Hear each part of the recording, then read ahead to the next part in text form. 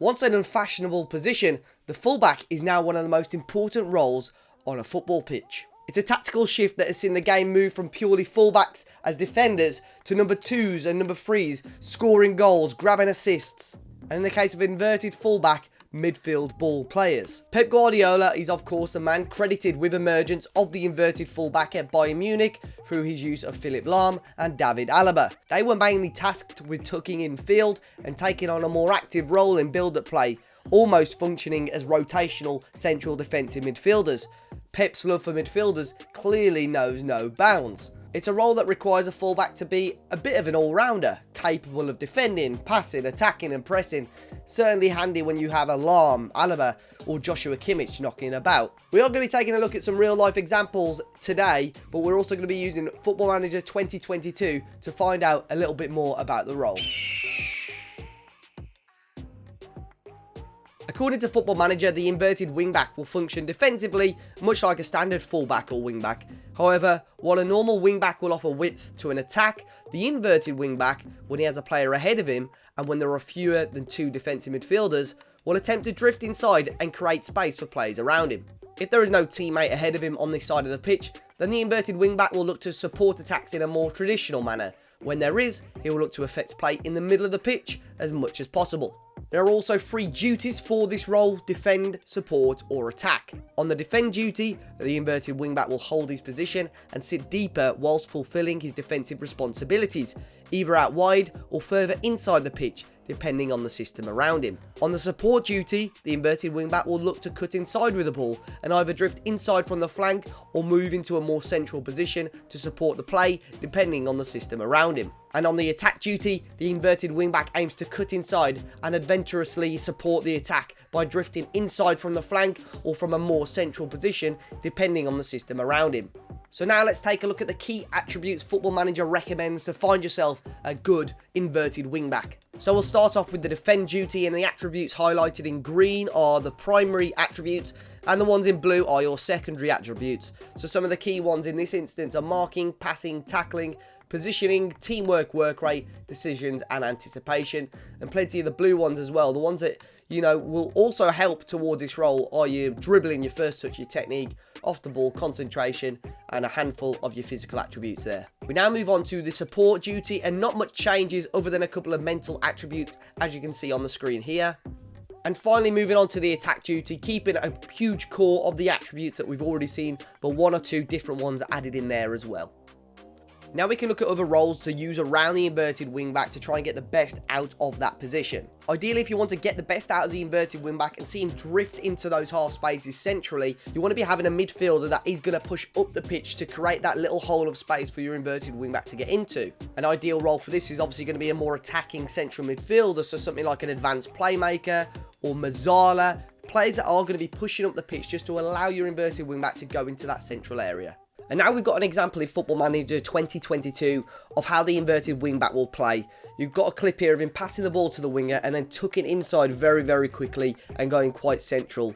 As this one is on the attack duty, you can see him playing it up the pitch there and running forward to join the attack. Now we're going to be looking at some real life examples, and Pep, as we know, is a tactical innovator. He's a man in constant pursuit of perfection, so it's no wonder he's largely been credited with the emergence of inverted wingbacks. Used at Bayern as a way of compressing opposition space and allowing his side to create short passing combinations, Pep's style was as relentless as it was rhythmic. When in possession, the use of his inverted fullbacks can see a side shape up in an old school 2-3-5, with the fullbacks pushing up alongside a central defensive midfielder, creating a line of 3. There are certainly parallels with Pep's Bayern to his City side today. João Cancelo and Kyle Walker are often tasked with playing as inverted fullbacks. And you can see from City's average positions visual in the league this season that their shape resembles a 2-3-5, with Cancelo and Walker moving up alongside the lone CDM, Ilkay Gundogan in this case. To better understand their role in Pep's system, we can have a look at Cancelo and Walker's heat maps alongside Trent Alexander-Arnold and Andrew Robertson for Liverpool. Jurgen Klopp wants his fullbacks to stay as high and wide as possible, overlapping and bombing down the wings in a more traditional sense, looking to overwhelm teams with his famous gegenpress. Pep, though, wants a more controlled chaos, allowing his fullbacks to move infield and slightly deeper to dictate the tempo and slow the game down in a very Barca-esque fashion. Another example that some may find interesting is Arsenal's summer pursuit and their eventual capture of Takehiro Tomiyasu. At 6'2", the Japanese defender is certainly not built like a conventional fullback, which may explain his very unconventional fullback role at Arsenal. Perhaps taking a page out of Pep's playbook, Mikel Arteta has often used Tomiyasu as an inverted fullback this season, as highlighted from Arsenal's average positions visual in the league. Kieran Tierney is the more attacking fullback in Arteta's system, staying wide and high up the pitch, while Tomiyasu often moves infield and camps further back as a cautionary measure. There is certainly a reason why Tomiyasu was identified by Arteta. During the 1920 season, his first at Bologna, and at a time when Arteta was still working under Pep at City, Tomiyasu's numbers were certainly eye-catching.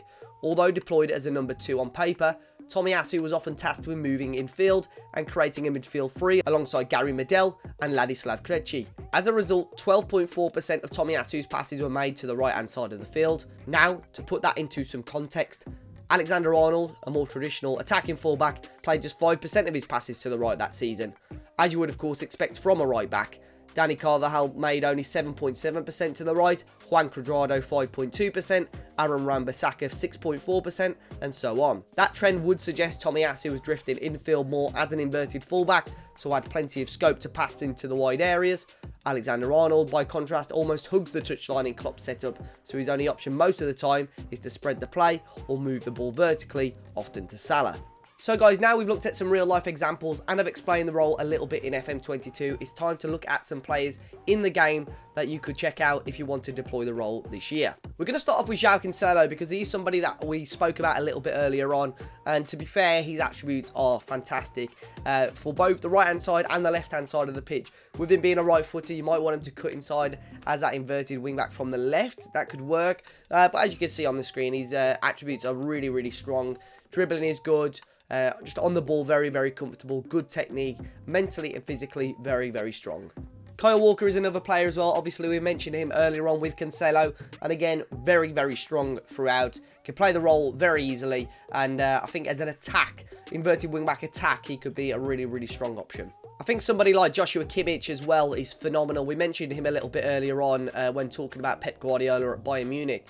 But his attributes, because he can play that central role as a defensive midfielder or central midfielder and has done for Germany and Bayern Munich, this role suits him quite well. But he's very comfortable, obviously, as a right back as well. And you can see technically, mentally, physically, just strong across the board and would suit this role fantastically well. Got some good player traits for it as well, which includes dictates tempo, which I think would be phenomenal for this role. And once again, looking at another example, another player that was mentioned a little bit earlier on during our Pep Guardiola example. Now, I know, obviously, Klopp tends to use Trent closer to the line and closer to the wing, but I think Trent can easily play an inverted wing-back role if you want him to.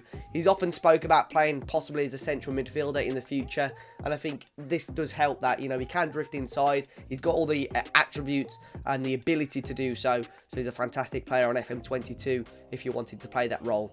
Another player that's got a really strong profile on Football Manager is Renan Lodi, and I think the inverted wing-back role would suit him very well. As you can see, technically, mentally and physically, very consistent throughout and some really strong attributes, and should be able to play the role comfortably. Another player that's actually well suited in Football Manager to the inverted wing-back role is Manchester United's Luke Shaw. Got some really solid technical, mental and physical attributes, and again, another player similar to Lodi from that left-hand side, could play the role and would actually be really good at it in FM22. And finally, another player, this time coming from Ajax, we're looking at Noussair Mazraoui, the Moroccan right-back. And again, another player that, he's a little bit younger, 23 years of age, so in Football Manager with plenty of game time, these attributes are going to grow, but he's got all the makings of a very solid inverted wing back, and you can see by, again, his positional profile there, he could play in those central areas, and I think that is quite key. You got a player that is comfortable in playing centrally as well. This role is going to suit them fantastically. So guys, hopefully you learned a little bit more about the inverted wingback or inverted fullback role in today's Squawker video. As always, if there's any other players that you think would fit this role fantastically well, do let us know in the comment section down below. But until next time, we'll see you all very soon.